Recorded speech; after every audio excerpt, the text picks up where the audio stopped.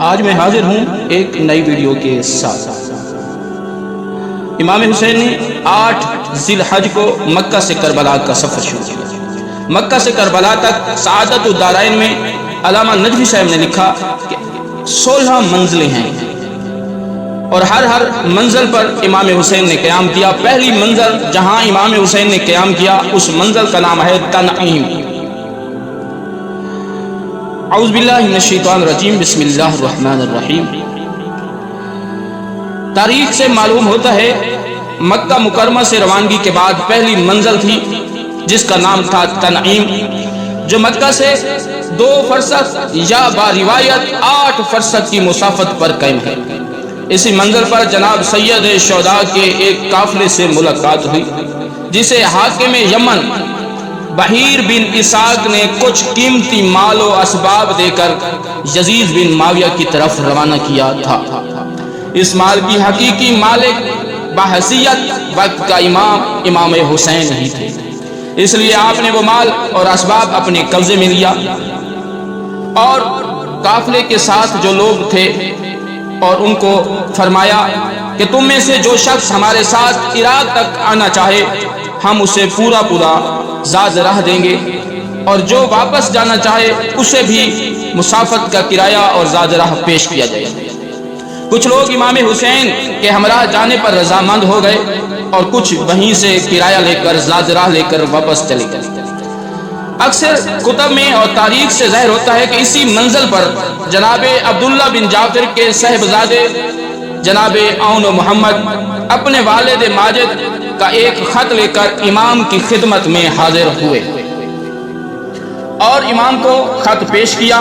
خط میں جو تحریر لکھی ہوئی تھی وہ ملاحظہ کریں۔ امام بعد خدا را جب میرا یہ خطوط آپ پڑھیں، جناب عبداللہ نے کہا کہ جب میرا خط آپ تک پہنچے تو آپ اس پر غور کیجئے، اس سفر سے باز آ جائیے، کیونکہ مجھے اس سفر میں آپ کی اور آپ کے خانوادہ کی ہلاکت کا اندیشہ ہے، شہادت کا اندیشہ ہے۔ اگر آپ کی موت واقع ہو گئی تو زمین کا نور بجھ جائے گا، کیونکہ آپ ہی ہدایت حاصل کرنے والوں کے لیے نشان راہ ہیں اور اہل ایمان کی امیدگاہ ہے۔ چلنے میں جلدی نہ کرنا، کیونکہ میں خود بھی اس مکتوب کے بعد آپ کے پاس آ رہا ہوں۔ جس وقت حضرت سید شہداء مکہ سے روانہ ہوئے اسی وقت جناب عبداللہ ہنوز مدینہ سے مکہ نہیں پہنچے تھے۔ پہنچنے پر جب ان کو امام کی روانگی کا علم ہوا تو آپ نے اپنے دونوں صاحبزادوں کو مکتوب دے کر امام حسین علیہ السلام کی خدمت میں روانہ کیا اور آپ سیدھے عمر بن سعید حاکم مکہ اور مدینہ کے پاس پہنچے اور ان سے جا کر امام علیہ السلام کے لیے امان نامہ حاصل کرنے کے متعلق گفتگو کی۔ حاکم نے کہا جو آپ عبارت مناسب سمجھیں لکھ لیں، میں اس پر دستخط کروں گا اور اپنی مہر بھی لگا دوں گا۔ مضمون کا جو اصل پیراگراف ہے وہ آپ کو سنانا چاہ رہا ہوں۔ جب امان نامہ ملا اس میں لکھا ہوا کیا تھا؟ عمر بن سعید کے نام سے حسین ابن علی کے نام یہ خط ہے۔ میں بارگاہ ازتی میں سوال کرتا ہوں کہ آپ کو ویسے ہلاکت امور سے باز رکھوں اور جس بات میں خیر و خوبی ہو اسی کی رہبری فرمائیے۔ مجھے یہ اطلاع ملی ہے کہ آپ عراق تشریف لے جا رہے ہیں۔ میں افراد سے آپ کو خدا کی پناہ میں دیتا ہوں، کیونکہ اس میں ہلاکت چھپی ہوئی ہے، ہلاکت پوشیدہ ہے۔ میں آپ کی طرف سے عبداللہ بن جعفر اور یحییٰ بن سعید کو بھیج رہا ہوں، آپ ان کے ساتھ واپس میرے پاس آ جائیے۔ آپ کو امان دی جائے گی اور آپ کے ساتھ صلح رحمی، نیکی، اچھا اور پڑوسیوں والا سلوک کیا جائے گا۔ خدا اس بات کا شاہد ہے، وکیل ہے اور کفیل ہے۔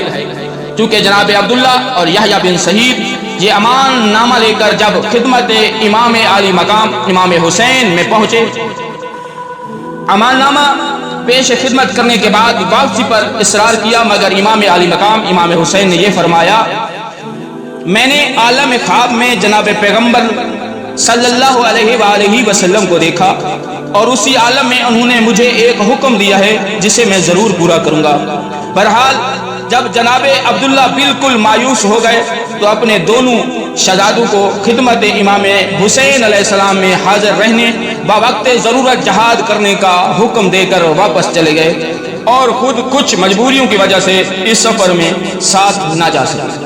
اگلے ویڈیو پہ ہم ذکر کریں گے دوسری منزل، جس منزل کا نام ہے صفا۔ صفا کے مقام پر امام حسین کے ساتھ کیا واقعہ پیش ہوا۔ والسلام علیکم۔